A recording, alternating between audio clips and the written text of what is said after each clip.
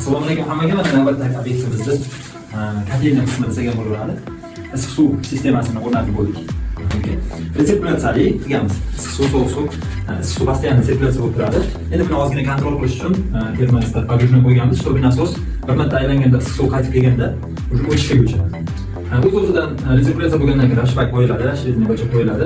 Chunki buni krandan oldin Aristonda o'zini ham bezopasnisi borligi uchun bunga ishonmasdan alohida yana qo'yib qo'ydik. Bu kranni mabodo bekitib qo'ysa ham bezopasni boshqa bor.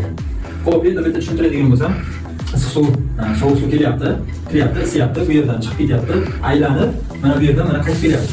Issiq suvimiz qaytib kelib, nasos orqali ketyapti. Обратный klapan bitta qo'yganmiz. Ikkinchisi Ariston o'zini komplektida chiqargan обратный klapan. Bu mabodo o'yin qilib qolsa, boshqa qo'yib berishga vaqt bo'ladi.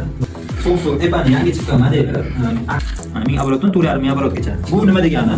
Masalan, bitta kran ochsangiz, 1,5 оборотda ishlasiz, ikkita kran ochsangiz, ochilganda o'z-o'zidan оборот ko'tarilib, давление pastlab tushishi mumkin. Shu narsani kompensatsiya qiladi bu narsa. O'zdan oldin grubi ochib qo'yganmiz.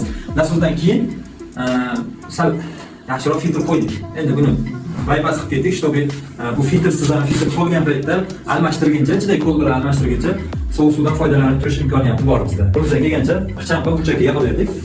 Bulardan Aristonda ham mana orqasiga spesialnik traynik orqali kran qo'yib ketdik, чтобы Ariston mabodo remont bo'lgan paytda bu orqali suvni to'kib olgani osonroq bo'ladi.